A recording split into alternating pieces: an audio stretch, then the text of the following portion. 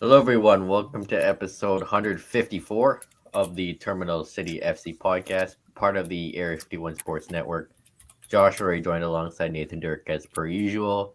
Hello to everyone viewing on the Area 51 Facebook, Twitter, Twitch, and YouTube. And yeah, I got a new webcam, so I look better. I don't look as red as I usually do, so this will be the new norm going forward. So, getting into things, decision day is over. The MLS Cup playoffs are set, and the Vancouver Whitecaps have finished eighth in the Western Conference, 14th in the overall Supporter Shield table. Tried to salvage something away to Real Salt Lake, but it was another loss, and they end the regular season with a 2-1 defeat down in Utah. Yeah. I felt right from the beginning, even though the Whitecaps had a chance to get into the top seven, it felt that with this lineup, they were preparing for the wild card spot. Yeah, before the game even started. And Minnesota ended up winning 4-1 in their game. Yeah. So that didn't help either. I'm of two minds of this. One, the pragmatic approach is not a bad approach. I mean, you know that it's going to be a long shot to, win this game and also hope that other teams, help you out. So maybe you're preparing for what you are going, or what the minimum of what you're going to get is maybe the better thing to do. Yeah. It frustrates me as a fan when I feel teams aren't setting up to play the match in front of them. Yeah, I mean, I understand it. It felt more likely that the play-in round was going to happen anyway, but you got to have your best players for games like this. But again, I understand it, but it's frustrating, and it is what it is. But that first half, though, was one of the halves of all time, and it was just a pretty slow, sloppy, uninspiring half, not just for the Whitecaps, but for both teams. For both teams, it was very cagey. Nothing was really going well. The first 30 seconds, there was a great chance by Arango, to begin the game. Great save by Boehmer to come off his line, get big in front of Arango, and that was only about 30 seconds in. Other than that, yes, Boehmer had to make some saves, but the back line did a pretty decent job, and kind of like the kind of the defensive players of the Whitecaps at making sure those shots were from very far out. Yeah, but the Whitecaps didn't really create anything themselves either. No. Schuff did have a good chance, but he missed on the far left side from distance, and that midfield was getting eaten alive by RSL, Schuff included. Schuff, Caicedo, Berhalter, like some of the passes from the midfield were just terrible, and a lot of giveaways. You contrast that by the passing of RSL, especially in that second half.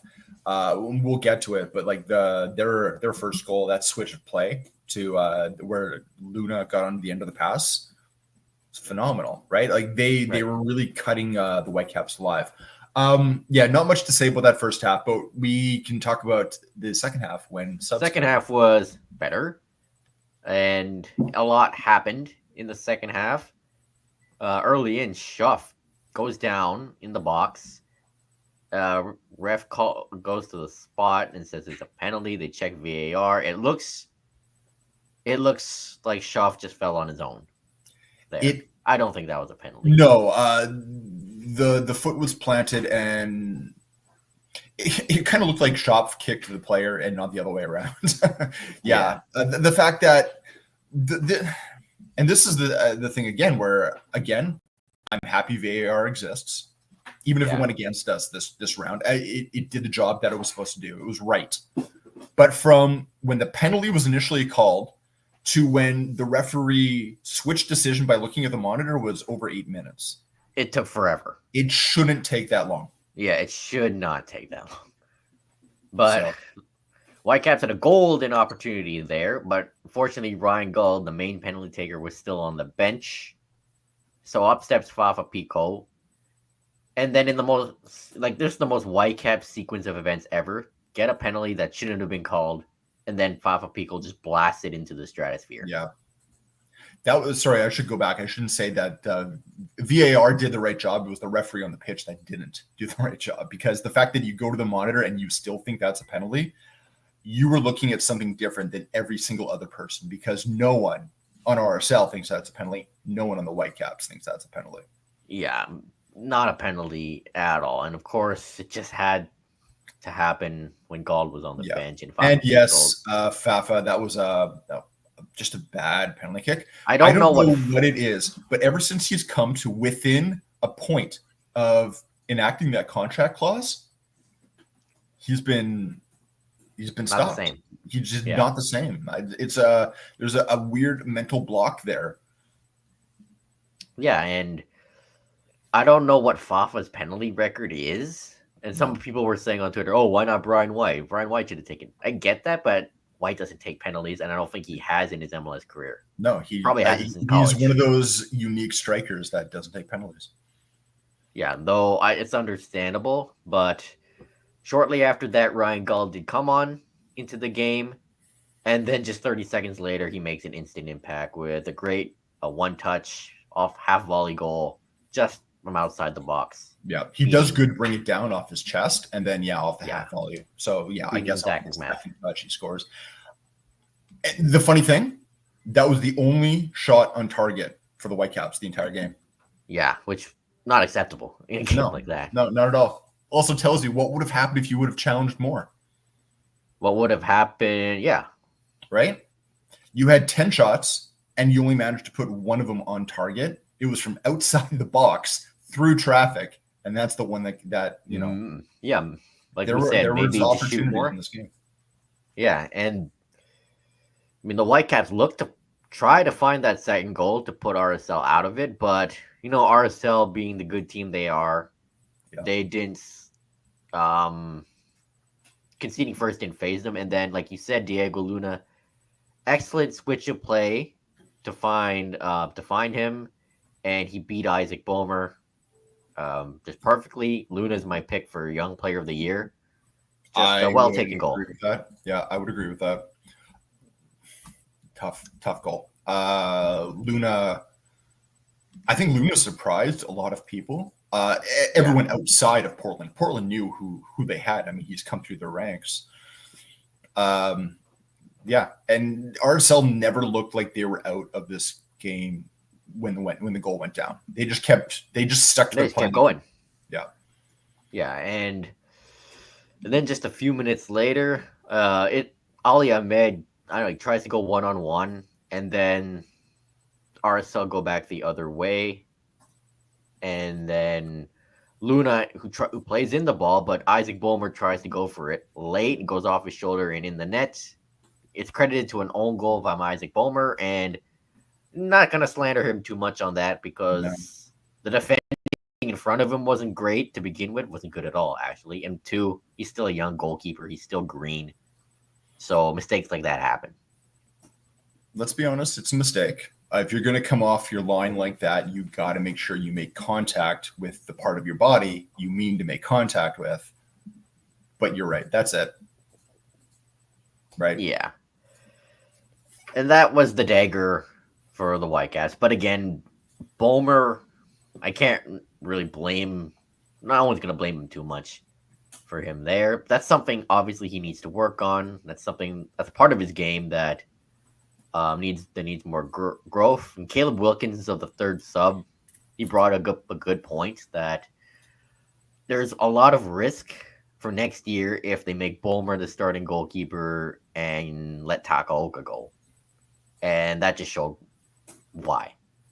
I don't think that would be the smartest plan. I know a lot of people still think the jury is out on Takaoka. I think for the way the Whitecaps want to play, he is a good goalkeeper. I also think that if you want to limit the goals against, you're better off spending on defense and not goalkeeping. Right. And the return on the investment is different when you're looking at those two categories. And I feel that a lot of people don't look at those small little parts of Takaoka's game and how well he places them. I mean, you even got to go if you want to take a look at between him and Bomer, you got to take a look at Bomer's distribution. I mean, this game was different, but in most of the Canadian Championship and most of other times when you see Bomer, he's not the one taking kicks. They usually give it to someone like Blackman or like that. Yeah. Because Bomer's that's again another area he needs to work on. Yeah, distribution, technical ability, as Caleb said, is not Bomer's greatest strength. Though Bomer has good shot stopping, but Takaoka obviously goalkeeper, good with his feet. It fits Vanny's system really well, and also depends if Vanny's still here next year. But that's another story. So, Caleb's right. There's a lot of risk, and it also risks another 2022 Thomas Hasal situation. Yeah. Though Bomer has more potential than Hasal ever did, in my opinion. Yeah. But back to this game. Just after the second goal, RSL made sure the Whitecaps going to get back into it, and the game pretty much got away from them. Overall, first half was a slog for both teams. The Whitecaps looked good for 30 minutes in the second half, and then second goal just killed them. I think the one thing that's been frustrating me is in talking to like in post games and things like that with coaches and whatnot, they've taken a look at this RSL game, the game before that, which LAFC game, and even the one before that, which was Minnesota, and saying that they're seeing the signs that they're getting back to their form. I'm seeing flashes of it, but I'm not seeing it being consistent. That's just it. I mean, right? I disagree with the Minnesota game part because they did not look good at all. No, in that game. LAFC, they looked good for the second half, but they blew it in stoppage time. Yeah. I think that's the one thing that really is killing the Whitecaps right now. One is, well, there's two things. One, their defense is getting overloaded. Yes, that you can argue that the defense has been poor, but the thing is they've been poor in moments because they're having to do so much. So much of the play has been in that defensive third. At a certain point, it breaks. And so little of the play has been in the offensive third, where you've got players like Brian White, Fafa when he's playing. I know he hadn't played the 2 games previous to this. Players like that play really high up aren't getting touches. Yeah, and it's been a huge issue all season, creating not enough chances to score goals. Like we see time and time again, crosses keep missing the head of Brian White, and there's no second man. That's the big one. It's going back to my argument from last year. There's no second attacker attacking the far side of the box. No attacker that stays high, the opposite midfielder that's drifting inside. So you're left with one guy, and often that one guy is being marked by 2 players. Yeah, and they don't have to split up. No one's forcing them or dragging them out wide. And you see Ryan Gauld, like even in the RSL game, it's the only one creating. And I know Stuart Armstrong came on. And the thing is he's having to drop to do that. Yeah, there's no one else there, especially in a game like against RSL where there's no Pedro Vita, right? Who you end up having play to because down. It's you can cover both parts of the field, north and south, but you got to have the time to get there. And if you're the one creating, you can't be on the end of what you just created. Yeah, because doing it all himself. And Pedro Vita didn't. Yeah, Pedro Vita didn't play because apparently he missed he had a flight delay heading back to Vancouver after international duty. Again, playing on an international break, right? Well, yeah, only in MLS. Yeah. What a league. Anyway, Stuart Armstrong did come on, and I thought he looked pretty lively. And he's signed to be that creator from deep so Gauld can play higher up the pitch. And obviously the jury's still out. The jury's still out. Again, this is not a time to, as much as people are going to hate me saying this, this isn't a time to judge him. I Not when can't you're coming this believe late this people are season. saying on Twitter and social media that he's been a disappointment already. I can't believe People so. were starting to judge him when he actually had played just over 60 minutes. I don't think he's even played 80. Yeah, like it just, I don't know. If you want that sort of instantaneous return, I don't know. Go to cryptocurrency. Get out of sports. Yeah, like that'll help. That gives an instant impact. But that game, RSL, another game. Ryan Galt put this up when I asked him about how the game went. That I didn't even realize. Like 3 straight games against RSL, or was it 4 now? They were up 1-0 and ended up losing 2-1. Yeah. Which is quite a stat.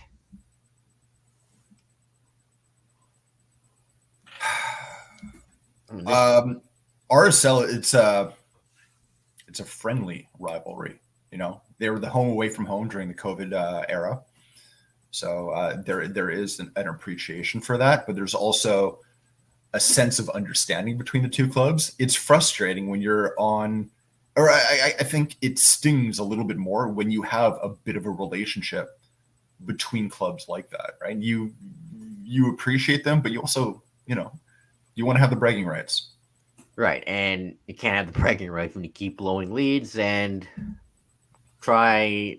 There isn't much creativity to add to the lead. So Portland Timbers will be the Whitecaps' opponent in the wild card round.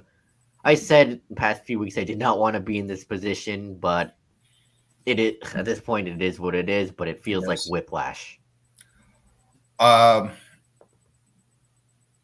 You got to put the last month and a half out of your head. You don't have a lot of time to do it. It's going to be difficult. You've got things that go beyond the game that are working against you. The fact that you're having to play in Portland, a home game in Portland. Either that or you have to embrace the audacity of it.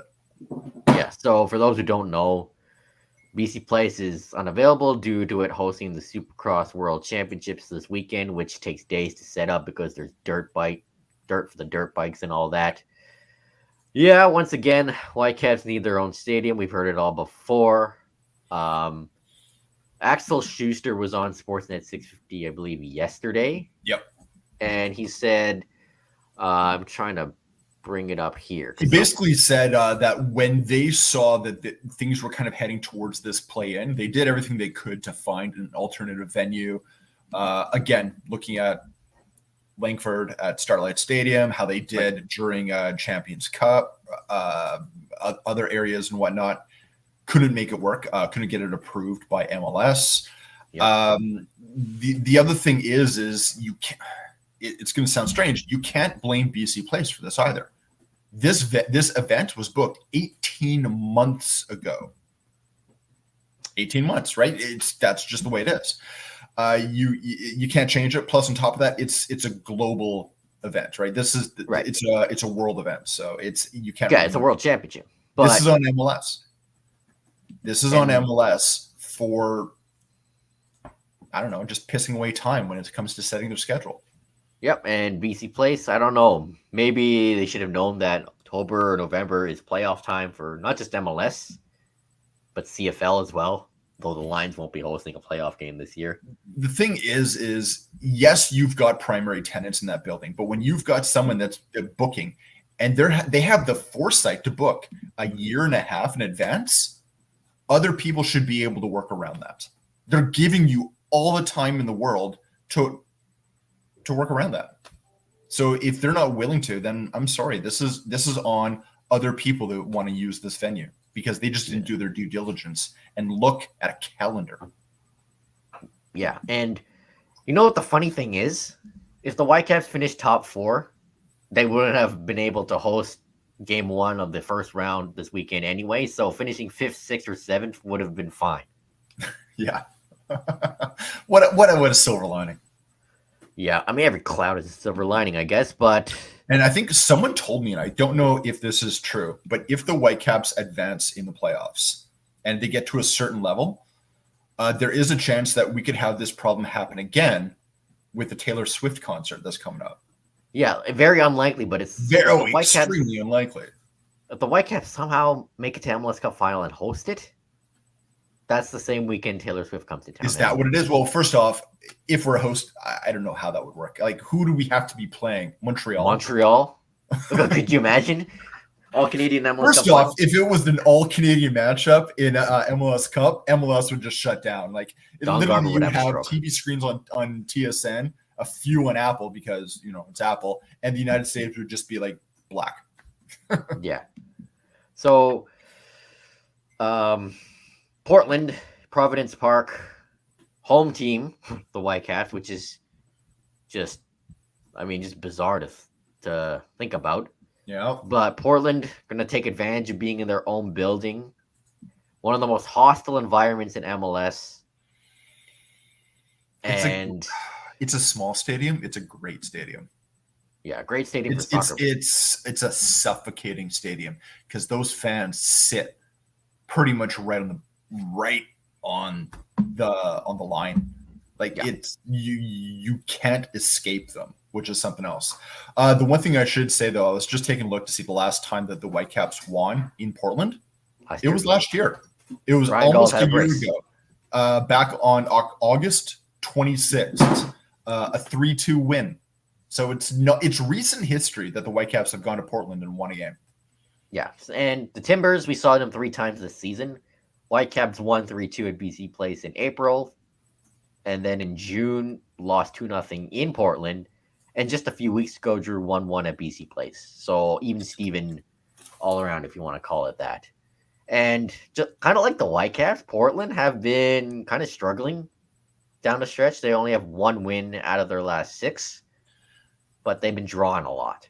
They have been, but the Whitecaps and Portland have definitely been the 2 teams, at least in the West, that have struggled. And it's funny because you go back, like we said, a month and a half ago, and we were talking about the 2 teams in the West that are doing really good right now. And everyone was saying Whitecaps and Houston, with Portland seeming to find their game at that point as well. Both teams kind of had a reversal of fortune around the same time. Yeah, and we all know how Portland like to play. Fast, counter-attacking, quick attacks. Yep. Vanny talked about how dangerous Evander, Jonathan, Rodriguez, and Mascara, and all their attackers are.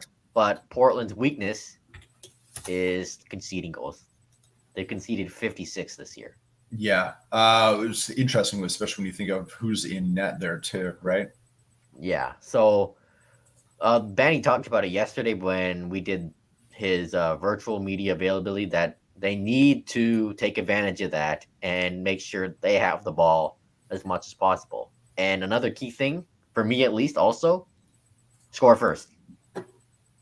Because if you do, you take the crowd out of it, momentum is on your side. One thing that could help, I was just taking a look at the MLS injury report. Zach McGraw looks like he might be out. It says it's not due to injury. I don't know what it is, personal reasons or something else. But that is a very, very big center back to take out of that lineup. Even though they still have Kamal Miller, who we all know from the Canada national team as well. But this game, it's winning means facing LAFC in the first round. But which ironically gives me more hope that the Whitecaps will win this wild card spot, just because it's not an MLS season unless the Whitecaps are playing LAFC 5-6 times in a year. Yeah, and hey, why not? LAFC games against the Whitecaps are always entertaining. So yeah, they are. I wish we'd win more. 100%. And we'd have more cool things to talk about on this podcast. But yeah, like you said, you got to take the last month and a half behind you. You don't have much time to do it, but a win down in Portland in the, I wouldn't really call it playoffs, more like postseason, play-in round, whatever you want to call it, would bring some confidence, some hope to the fan base, even just a tiny, tiny smidge of hope. So this is an opportunity not only that, here. but it would bring it to the players. I think there's been a bit of talk, Ryan Gall talking about it, where confidence isn't great right now. it's not because you keep losing. If you want a game like this where there is more adversity than normal, it's a high pressure situation, it's 90 minutes and that's it.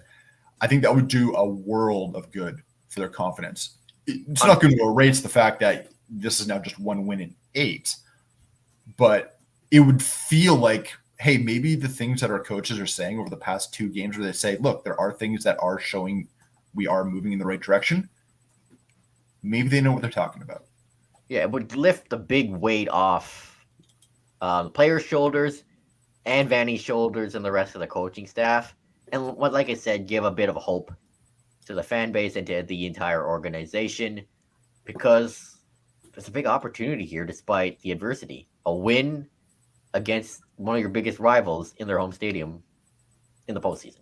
I will say one thing. Talking to Vanny yesterday on the pregame media, he looks much more rested. Oh, given the fact that he's starting to seem a much more like himself. Yeah. Where in previous, especially in post games and whatnot, he looked like he was kind of not only carrying the weight of the world, but getting really kind of bagged down by it. He's looking more like himself. And I feel like, especially if you're the guy at the top, that bleeds into everyone else at the club, players included. If they see, your head coach feeling a certain way, they, take that on a little bit themselves. So I think that is a small positive. Yeah, but this is not going to be an easy game by any means, because Portland have been a team that, they're not a contender, but they're a team that could beat the Whitecaps easily. Yep. Because that attack is just so dangerous. Evander's going to look to be the difference maker again, but as I said, the Whitecaps need to take advantage of how leaky Portland's back line can be. Yes. They've struggled to score goals, the Whitecaps, in the past month and a half, so no matter time to do it. It's going to be very interesting to see what this lineup is. It's going to be a very, very strong lineup. Yep. One and done, you have to. But I'm very curious to see what does Vanny look at as what right now, not throughout a season, but what right now is my best starting 11. Yeah, and I wrote a preview for the playing game, which is now up on the Area 51 Sports Network website, and at the bottom, I made a little projected lineup using the lineup creator tool, which is really fun to play with. I just put up their best lineup as possible. For those who haven't read it, I have obviously White up top, Fafa and Gald as the 2 attackers behind in the 3-4-3. Midfield, Kubis and Vite, Ahmed Adekube as wingbacks, and backline, Blackman, Ranko, Matias Laborda for the back 3, and Yoi Takaoka in goal. I agree with you. I think this is very possibly could be very easily the lineup. I would make one change though, and I don't know if it would be a popular change. I don't think it would be, but just on form, I would take out Ahmed and I would put in Raposo. Makes sense. Yeah. Yeah, because Ahmed. He hasn't played a lot, but when Raposo has played in the last little while, I've been impressed. Right, and Ahmed hasn't been in the best form for the Whitecaps in recent games, but with Canada, been much better. He got an assist against Panama in that friendly. Yep. I expect Ahmed to at least play a portion of this game. Like I said, I don't know if I don't think my pick is going to be all that popular. It's just the way I would approach this. Yeah, but especially if I want to attack that box. Name a guy that throws in more crosses between exactly like Raposo and Ahmed. Adekube on the left is an absolute given in terms of what he can do by attacking the byline and putting balls in. No one does it better than him. But on the right, I think Raposo is the guy. Makes sense, but to me, this is the best lineup.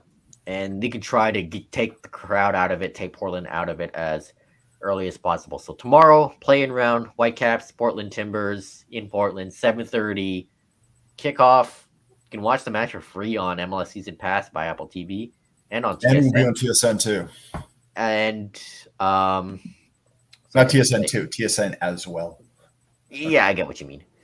So big opportunity here to salvage something from a season that has been ending in disappointment, and they can try to extend their season tomorrow. So we'll also have a debrief on whatever the result will be on Thursday. So you'll get 2 episodes from us this week. Hooray!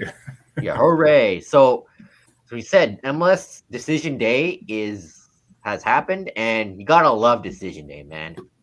Especially in the wild, chaotic league that is Major League Soccer. So Yeah. it looked like LA Galaxy were gonna win the Western Conference, but they ended up conceding in stoppage time. What was it? In like I can't even remember what minute, but 11th minute of stoppage time. It was the 11th minute. Daniel Steres of Houston Dynamo wins the game in the 11th minute of stoppage time. And that was. And you got to remember that the Galaxy had just tied the game on a penalty in the 96th minute. Yeah, and kind of condolences to our friends at News Across the Galaxy, Edgar and all those guys. I mean, what a way to blow the Western Conference. Like, we've seen the Whitecaps blow the Western Conference before, but not like this. It's also another one where the number 1 and number 2 were not decided by points because they all both tied on 64 points. Yeah, and LAFC clinched the Western Conference with their win over San Jose, but in the East as well, some drama. You know, despite winning the Golden Boot, Christian Benteke is not going to the playoffs with DC. Yeah, kind of a strange one. Again, tied on points with Atlanta, couldn't get in. But it was Atlanta who beat Orlando on decision day to get in. But the big surprise for me is Montreal. Montreal somehow finds a way in despite losing their last 2 games. Yeah, Montreal, their form has picked up since like September. It had, like I said, it's dropped a little bit slightly, but they have done much better as of late. Yeah. Yeah, and they didn't have the best start to the season. We were talking about, it's going to be a disappointment, another disappointing season for CF Montreal, but Laurent Courtois and players like Joseph Martinez, Kaden Clark, Bryce Duke, they've turned it around. Mm-hmm. And Martinez will face his former team, Atlanta United, in the Eastern play-in round, which will happen in Montreal at Stade Saputo tonight. There you go. So, yeah, it's weird. Yeah, playoffs, I guess, if you want to get technical about it, start tonight for MLS. Yeah, and it didn't look like Atlanta would make the playoffs either after losing their stars, because it looked like they were heading straight for a rebuild. The Eastern Conference, you got 3 teams at the top, and then you kind of got this weird middle ground with a bunch, right? Like everyone after Cincinnati, you can almost toss a coin to see where they actually belong in the standings. It's not like just how close it was in the West. The West, I mean, look at RSL, like with their win and how far that their positions changed. Yeah, RSL finished 3rd thanks to them beating Vancouver. So Atlanta just great effort in the last few matches, and beating Orlando on the road was a pretty great achievement. And their goalkeeper, Guzan, who's been there forever, made a huge penalty save in that game too. Mm. From what I remember. So, what also happened on decision day? Inter Miami, they beat New England Revolution fittingly to clinch the best regular season any MLS team has ever had, which they beat New England's Revolution's record of a few years ago. And they lifted the supporter shield. Messi coming off the bench and scoring a brace because that's just what he does. He won Player of the Month for the second month in a row. Yeah, and Gianni Infantino, president of FIFA, was there, and he made an announcement. So Inter Miami win the Supporters Shield and are invited to play in the upcoming Club World Cup, which is just utter woke nonsense, but not surprising.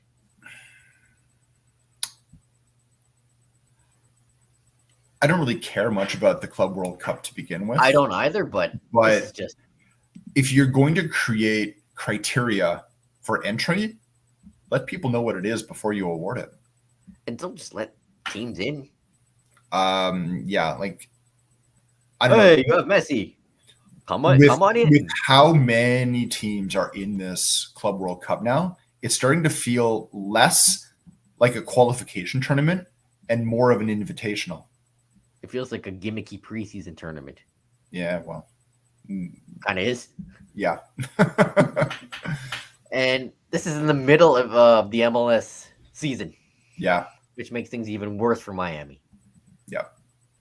Who knows? Maybe teams in the East will have a chance to knock them down because they'll be so tired. Yeah. I mean, good opportunity for teams like the Crew and FC Cincinnati. Although there's a bit of a guilty pleasure in knowing that Inter Miami is going to have to play against some of these absolute giants.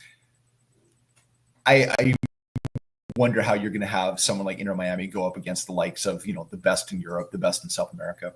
Yeah, Inter Miami against Man City, which is possible. Yeah. So it's just awful, but not surprising that is happening. Yeah. All right. So in the CPL, the playoffs are also set, and they had their decision day on Saturday. In Pacific, they're the last team in. Didn't think this was possible a month and a half ago because they couldn't score goals. But all of a sudden, they picked up their form, and they beat a Forge team that really they won the Shield already and didn't really have much to play for. And Dario Zanata's 32nd minute goal was enough. And as a result, Pacific are in. Vancouver FC and Valor are out, with Vancouver drawing 0-0 to Atletico Ottawa. Didn't really throw much at Ottawa.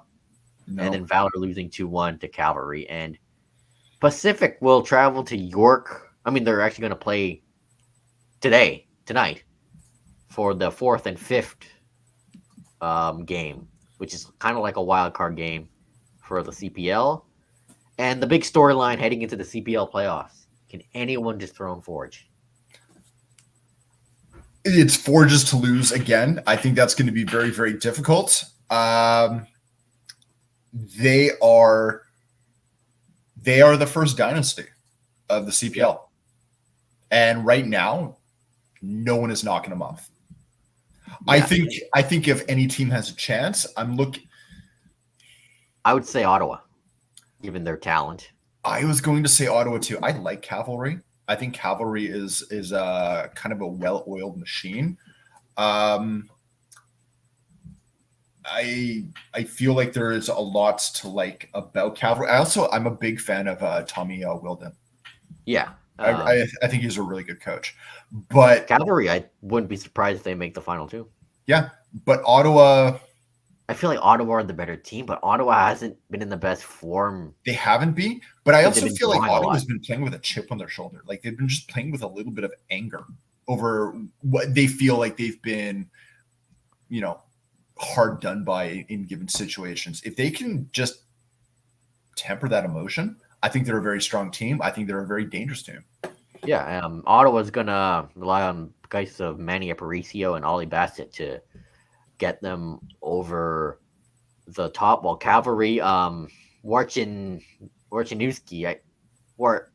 yeah, he won the Golden Boot, and as a result, Cavalry secured second, so he's going to be a big difference maker. I will say this, though. If you take a look at the regular season as a whole, none of that is the surprise. I mean, Pacific making it maybe a little bit of a surprise, not too much. But the big surprise to me is the fact that Wanderers finished in 6th.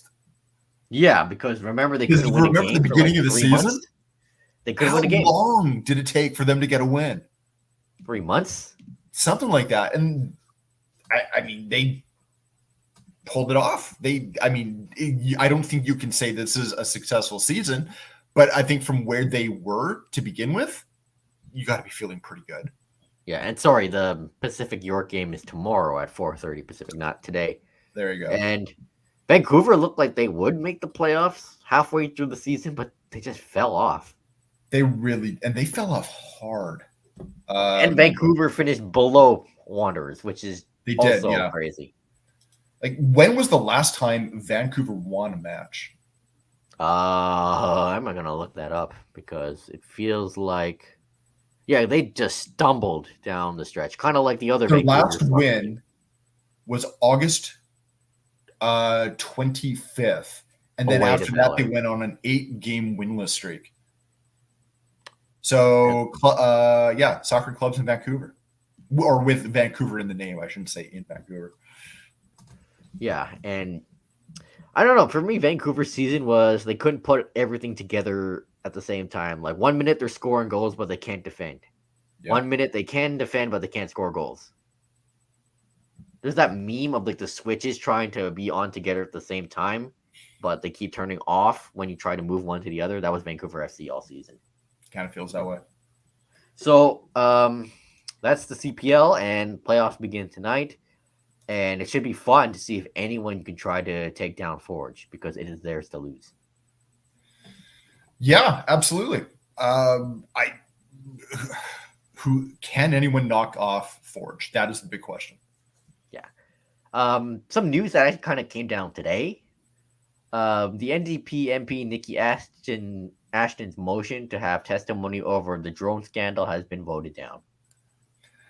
Yeah, this came through. It was the parliamentary committee that would do this has decided not to interrogate the coaches, the national women's soccer team. So this would have meant Bev Priestman, John Herdman. John Herdman would have been in that. The two other coaches. I'm sorry, the names are escaping me. They will not be called to testify in front of any sort of parliamentary committee. I'm fine with that. Yeah, I am too. I think that's the way it. I think that's the way it should be. Now, don't get me wrong. If there are allegations of money abuse, allegations of any sort of physical, mental abuse within the Canadian program, yeah, government should step in. I mean, Canada Soccer is still an umbrella underneath, Sport Canada. Something like this, you already have various investigations going on. You are not adding any sort of value by holding these. And I hate to say it, but even in the times when I've agreed that there should be hearings, like the ones that happened previously over the assault charges, they didn't do anything either. Yep. So there, I don't know. Again, this is just for me is okay. Let the independent process actually complete before you decide what to do, because it's meaningless to do anything beforehand. Yeah, just let the whatever process is going through first, because and that's going to take a while anyway. It's going to take a while. It's going to be very interesting when that drops, because it will in some way affect Toronto.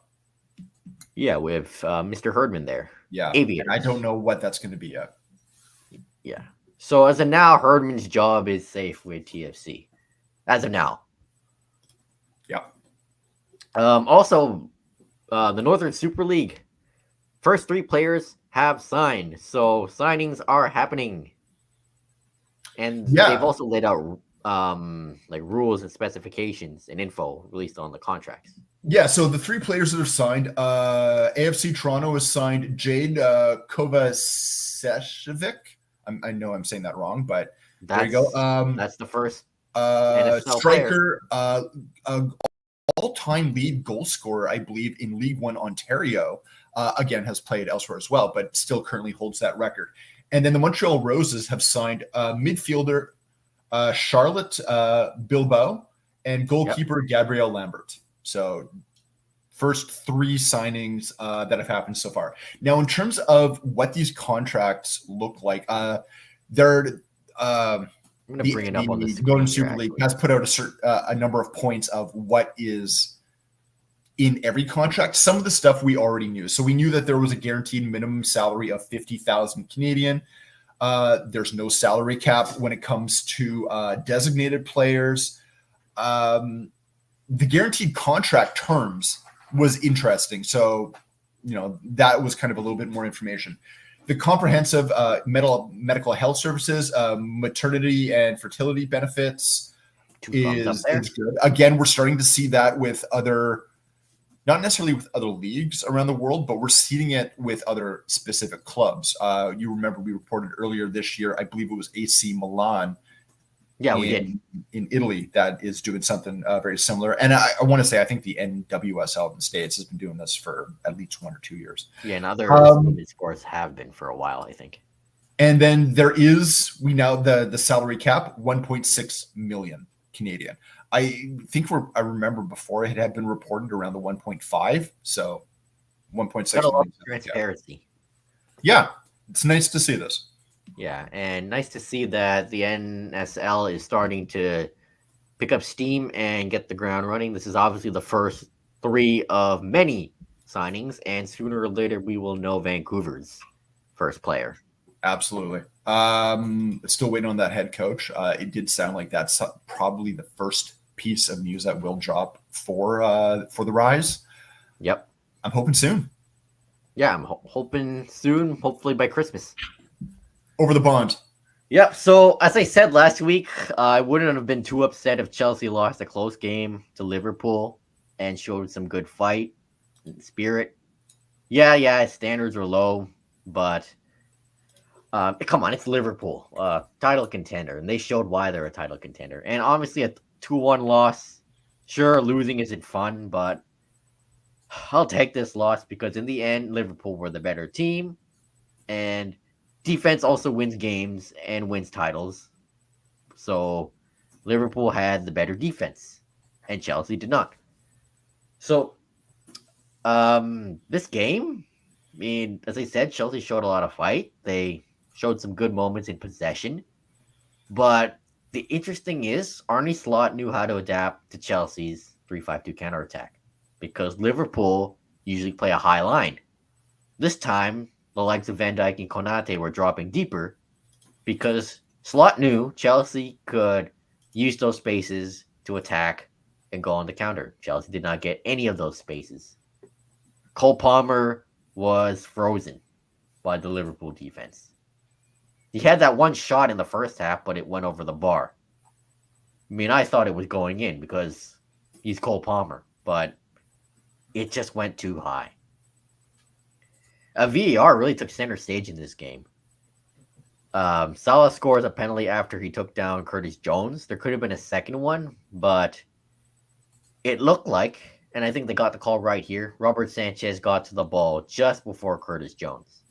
Yeah, I think they got the call right too. Again, VAR doing the job. Yep. And then early in the second half, Chelsea benefit from VAR again. Nicholas Jackson, this is a striker's goal. This is the type of player Nicholas Jackson can become and should become, hopefully. He takes Caicedo's pass, finds a pocket of space, and then just takes it down one-on-one on Kelleher and beats him. Now, this was originally ruled offside on the field, but they went to VAR and looked that Ibrahima Konate's foot was ahead of Nicholas Jackson. Yeah. So Jackson was onside, and the goal counted. And as I said at the beginning of the season, Jackson really needed to learn how to stay onside and time his runs. He did that perfectly.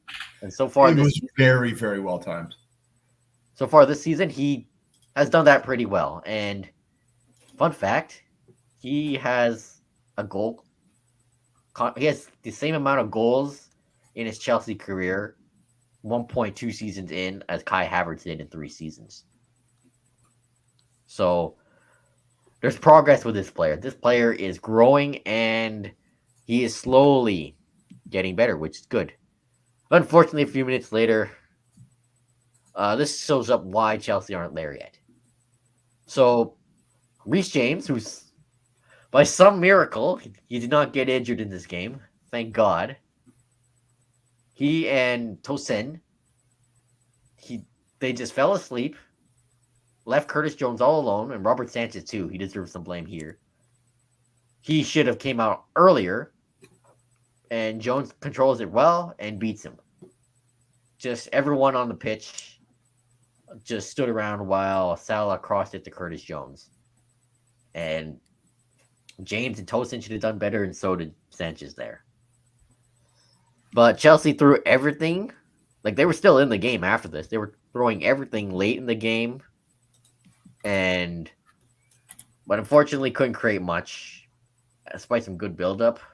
Pedro Neto looked very lively off the bench. Good speed, great passes, creativity. Okuku was played on the left wing, but that just really didn't work. But early in the game, Jadon Sancho, worst game as a Chelsea player so far, because he was trying to be a one-trick pony, trying to dribble and beat Trent Alexander-Arnold one-on-one. Didn't work, because Trent had him in his pocket. So that kind of looked like the Sancho from the Man United days, but I think he'll bounce back. But maybe he should have done better. Maybe try to shot, try to cross instead of trying to beat Trent one-on-one all the time, because it just didn't work. And Moises Caicedo, Romeo Lavia, man, what a pivot. Those two were making sure Chelsea were in the game. Both were winning the ball back, moving the ball up the pitch. And Caicedo had the assist anyway on Nicholas Jackson's goal. For the love of God, can Romeo Lavia stay fit? Because when he plays, he impresses. And this guy's only 20 years old. And the potential is sky high for this guy. And I just want to see this guy play more, because he looks so good every time he does. Overall, encouraging performance despite the loss. And Maresca, and I said it all along, we're not a contender, especially with this defense. And I don't think Robert Sanchez is it. I still don't think Robert Sanchez is it. And that shows why. Like, decision making, not good. So up next for Chelsea, Europa Conference League away on Thursday against Panathinaikos in Greece. Panathinaikos, yeah, I believe that's the way it's said. Yeah, so that should be fun, traveling to Greece and their rabid fans. And then it's back at Stamford Bridge against Newcastle on Sunday. So, just looking at Newcastle, they lost to Brighton over the weekend. So they'll be looking to bounce back as well. Should be interesting for Chelsea, and I still believe in Enzo Maresca. And you know what? I'll say it. Trust the process, because I see a process right now. So for Tottenham, 1 win, 4-1 over West Ham, but also big story is Mohamed Kudus thinking he is a boxer or something. Or he's doing like that weird kind of Russian slap competition. Yeah. I don't know. Yeah, it was a good game. Definitely a dominant match from Spurs, although they did not open scoring. The first one actually happened. We were talking about Kudus. Kudus opened up scoring in the 18th minute, but you got to give credit to Jared Bowden for this goal. Yes. His movement into the box onto the right and his pass to Kudus is what made this very easy. Kudus, again, I would say Pedro Porro kind of got sleeping here a little bit on the far post. And also Brennan Johnson, who was kind of let his man go. So, you know, a little bit of a lack of communication on the right there. Still, Spurs not fazed by it, kept up with being very, very dominant. First goal, absolutely beautiful. 37th minute, Dejan Kulishevsky cuts in from the edge of the box, hits the post, hits the other post, goes across the line. Very, very nice. Watch this guy. Kulishevsky, since he has finally been moved to his more favorable position, kind of more in the more centrally as an attacking midfielder, this guy's world class. I'm going to say it. This guy is world class. I know he's only got a couple of goals, a couple of assists so far this year, but how he pulls strings, there's a reason he is playing here over James Maddison. Yeah. And more on that later, because as much as the Spurs will be happy about this game, and Maddison assisted on Kulishevsky's goal, Madison will not be happy with this game. So that, and we'll get to that right now, because the interesting sub is at half. Madison got subbed off. Pepe, interesting. Sarr comes in. Game's only 1-1. It's not won yet, and you're taking off a creative guy like Madison. It's bizarre. It's dangerous, but it pays off. So there's a span of 8 minutes where Spurs score 3 goals. 8 minutes. Starts in the 52nd minute. Bissouma gets the lead goal. Again, Son. A lot of people have been kind of slagging Son this year. He had a hand in all 3 of these goals coming up. His pass into the box into Udogie. Udogie controls very well, pulls it back and cuts it back for Bissouma. I think that's only Bissouma's second goal for Spurs so far, but he caught the West Ham goalkeeper going the wrong way. Well placed goal. Simple. 2 minutes later, I think it was like 2 minutes and 14 seconds later or something like that. Son, great shot. Again, Kulishevsky playing the ball to Son in order for this.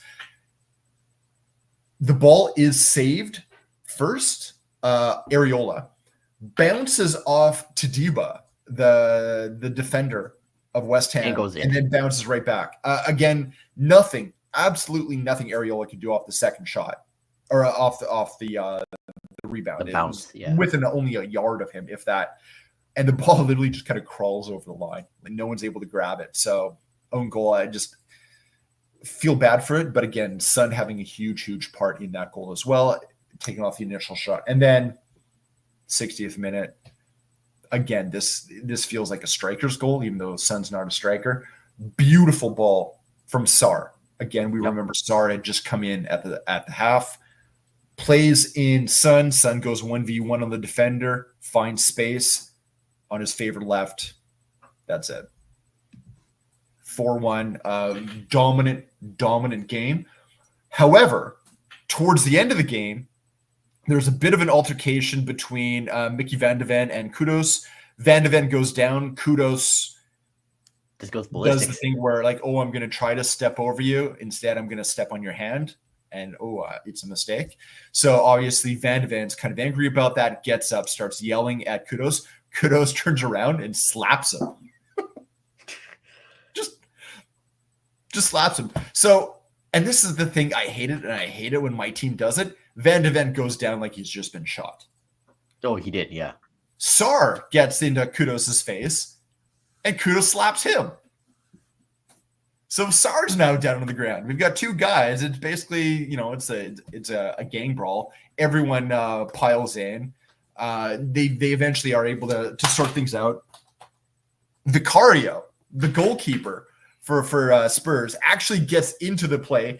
At this point, he's actually wearing a baseball cap because the sun was in his eyes. So you've got this guy dressed in bright yellow and a baseball cap trying to separate players. It just ended up almost looks like a school. It's like a supervision, like on the schoolyard. Yeah, that's it. That's it, right? And it's weird to say that it's the Italian that's the one that kept his head, right? Right.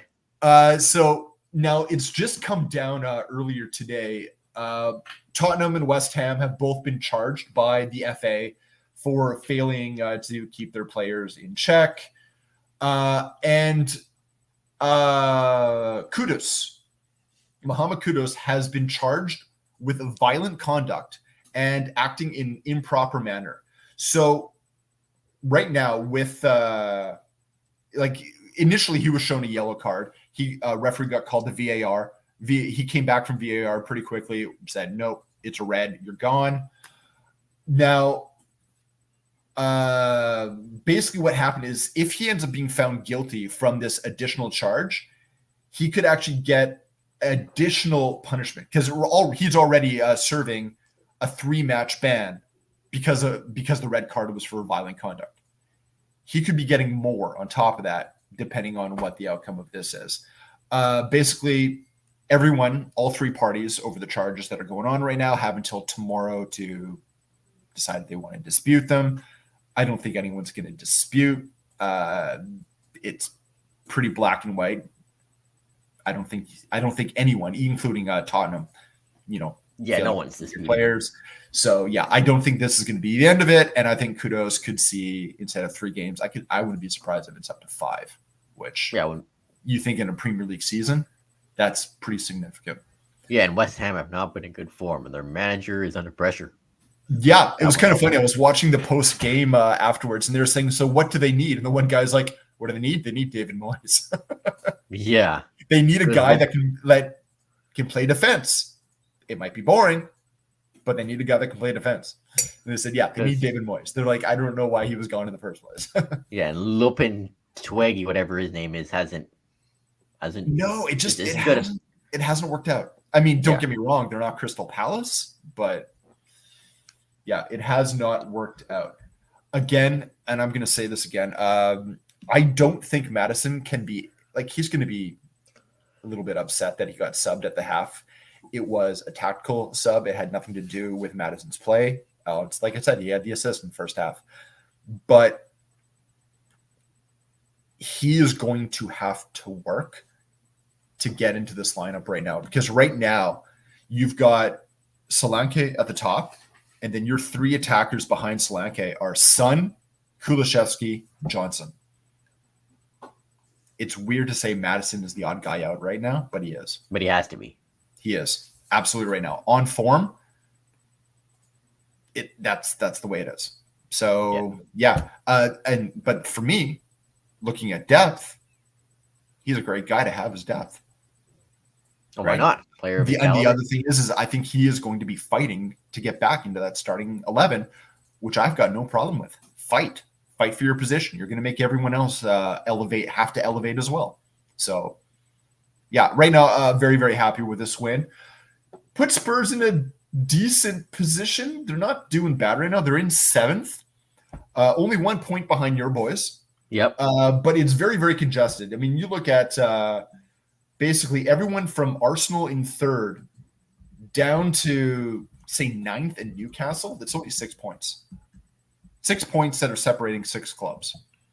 Yeah, that's why Chelsea 3 points would be huge against Newcastle. Yeah, 8 games into the season. So we are already looking at a quarter of the season done. Yeah, and the fight for 4th is going to be more interesting than the title race. Brighton and Aston Villa having their best start in the Premier League era. Yeah. Right? I'm sorry, but right now, Unai Emery, you say all you want about Arne Slot, and he's done phenomenal, but Unai Emery is my pick right now for Coach of the Year. Yeah, same with me. Yeah. Next up for Spurs, they have it's going to be a bit. They play on Thursday. Europa League, AZ Alkmaar. So, yeah, come up with that. And then Crystal Palace, which they should be winning because everyone wins Crystal Palace. And then the midweek game next week, Man City in the FA Cup. Yeah. We'll have to wait and see. Wait and see. So this is crazy, bizarre. A Juventus English Twitter account gets hacked and announced the signing of Real Madrid's Arda Güler, their Turkish wonder kid. So and basically, the tweet basically showed Güler at an airport and had a caption that said, "Welcome to Juventus, Arda Güler. The rising star of football is now part of the Juventus family." So Juventus was very big on this. On their Italian account, just said, "Yeah, we've been hacked. This has nothing to do with us." On top of it, you can't sign players not in a window. Exactly, you can't sign players in October. Yeah, it was just kind of a weird one. So yeah, it was kind of a strange one. I don't know. I guess someone's having fun. Yeah, well, it's not as bizarre as when Mbappe's Twitter account was hacked a few weeks ago. That was just crazy. Well, we can talk about a few other things going on with Mbappe right now. True. I forgot about that. Mbappe being investigated by, I want to say, Swedish officials. Possibly he was during the international break. He did not participate in the international break. He's dealing with a bit of an injury. Was spotted in Sweden. He's being investigated on possible assault charges. Oh. I think sometimes in the life he gets too competitive, as he says. No, sexual Maybe assault charges. That's yeah. So again, alleged. It's a process that's going on. His camp and whatnot has been very, very quick to deny and attack, almost back in kind. But yeah, there is an investigation ongoing on that. Crazy. Yeah. So the other one, interesting, if you want to stick with La Liga on a broader whole, La Liga is looking to get FIFA approval to have Barcelona's league fixture against Atletico Madrid that is supposed to come up in December to be played in Miami. then La Liga is already dealing with the Spanish Super Cup being played in Saudi Arabia, which is just bizarre. Which is going to be the month later in January, right? And I don't know what good this would do to have a league game outside of Spain. More travel for the players. To be bad for conditioning.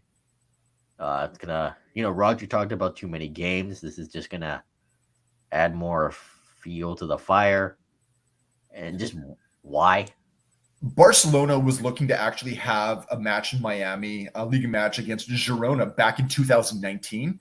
The idea got scrapped because Spain's football association and the players union fought back on it. But the thing is Barcelona wants to do this, and Javier Tebas, La Liga president, wants to do this as well.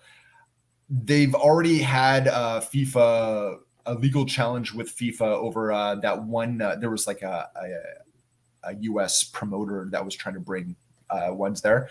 There was a legal challenge over that FIFA ended up withdrawing from. So it does feel like the door is open, but yeah. I think you're going to have fans, especially in a place like Spain, are going to absolutely riot against this. There's no way they want their teams playing in a different country. You can have fans in a different country. You can do preseason games and tournaments in a different country. Yeah, that's what you can't play league matches in a different country. The fact that you're already playing the Super Cup, the entirety of the Super Cup, which in Spain is a 4-team tournament, the entirety taking place in a different country is already kind of insult enough.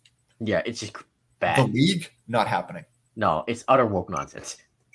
Yeah. And yeah, I'm trying to imagine Sean Dyche with like a little bit of a Hispanic flair now. Yeah, because that is like nobody asked for this other than the people who did.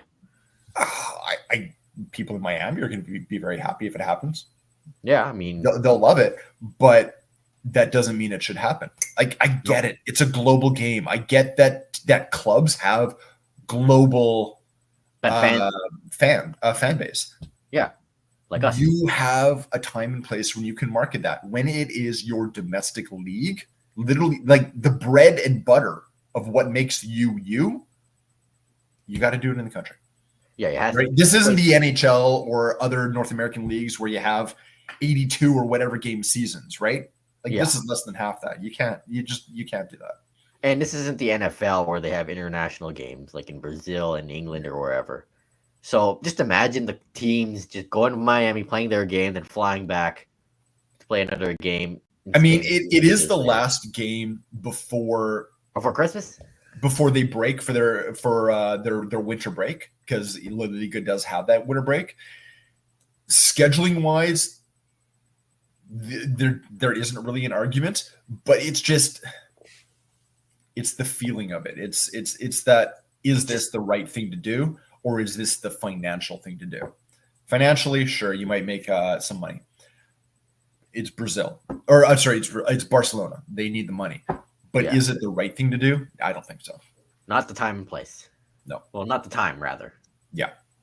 So that'll conclude this week's episode. Hope you enjoyed it. Tell us what we're doing right. Tell us what we're doing wrong. Hello to everyone watching on the live streams.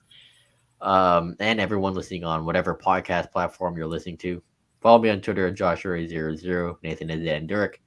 Podcast is at Terminal City FC, so is the Instagram page. Posting more on there, posting more reels as you saw. And Whitecaps Wednesday, we'll see. We'll be back Thursday actually with the next episode, so you won't have to wait too long. Absolutely. Talking about whatever happens with the Whitecaps game in Portland. It could be, I don't know. The end of season debrief, or it could be looking ahead. We'll see. Absolutely. So that concludes this week's episode. Peace out. Take care.